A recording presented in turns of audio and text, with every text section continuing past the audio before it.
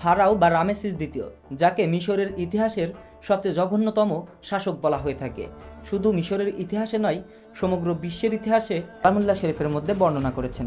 আল্লাহ তাআলা বলেন, ফেরাউন জমিনে ঔদ্ধত্য প্রদর্শন করেছিল এবং সে তার প্রকৃতপক্ষে সে ছিল বিপর্যয় সৃষ্টিকারী। সূরা কাসাস আয়াত 4। ফেরাউনের ঘরে লালিত পালিত হয়েছেন এই সম্পর্কে আপনারা প্রায় প্রত্যেকেই জানেন। হযরত মুসা আলাইহিস সালাম যখন নবুয়ত প্রাপ্ত হন, তখন তিনি তাওহীদ এবং রিসালাতের দাওয়াত পৌঁছে দেন বনী ইসরাইল কওমের মানুষের মাঝে। আর তখনই ফেরাউন অত্যাচারের মাত্রা আরও বাড়িয়ে দিল বনী ইসরাইল এবং হযরত মুসা আলাইহিস সালামের উপর। আল্লাহর পক্ষ থেকে ওহী এলো। হযরত মুসা আলাইহিস সালাম বনী ইসরাইলীয়দের নিয়ে রাস্তা দেখে। ফেরাউন বলে, এই রাস্তা আমার তৈরি, ধাওয়া করো তাদের, ছুটো এই রাস্তা দিয়ে, এবং তিনি ঈমান আনতে যাচ্ছিল।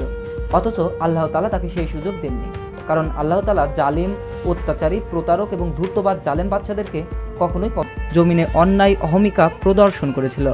তারা মনে করেছিল তাদেরকে আমার কাছে ফিরে আসতে হবে না, সুতরাং আমি তাকে ও তার সৈন্যদেরকে পাকড়াও করলাম এবং সাগরে নিক্ষেপ করলাম। এবার দেখো জালিমদের পরিণতি কি হয়ে থাকে। সূরা কাসাস 39 এবং 40। ফেরাউনের লাশ মিশরের কায়রো জাদুঘরে সংরক্ষিত আছে। আল্লাহ তাআলা বলেন, আজ আমি তোর দেহ সংরক্ষণ করব, যাতে তুই তোর পরবর্তীকালের মানুষের জন্য নিদর্শন হয়ে থাকিস। সূরা ইউনুস আয়াত 92। দুনিয়ার সব জালিম নির্যাতনকারী শাসক আল্লাহর হুকুমতকে ভুলে গিয়ে নিজের ক্ষমতাকে চিরকালীন টিকে রাখার বাসনা থেকে নিজ দেশের জনগণের উপর অত্যাচার, জুলুম, নির্যাতন করে থাকে। তারা বুঝতে চায় না একসময় তাদেরকে এর পরিণতি ভোগ করতে হবে। আমরা নমরুদ, ফেরাউন, কারুনদের পরিণতির ইতিহাস থেকে আমাদের অনেক কিছু শিক্ষার আছে। ভিডিও ভালো লাগলে লাইক, কমেন্টস এবং শেয়ার করে দেবেন। ধন্যবাদ সবাইকে। সবাই ভালো থাকবেন, সুস্থ থাকবেন, মন্দ হতে বিরত থাকবেন। আল্লাহ হাফেজ।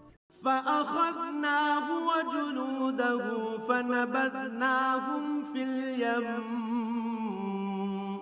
فانظر كيف كان عاقبة الظالمين। অতঃপর আমি তাকে এবং তার গোটা বাহিনীকে ধরে সমুদ্রে নিক্ষেপ করলাম। অতএব হে নবী, তুমি দেখো বিদ্রোহ করলে জালেমদের পরিণাম কি ভয়াবহ হয়ে থাকে।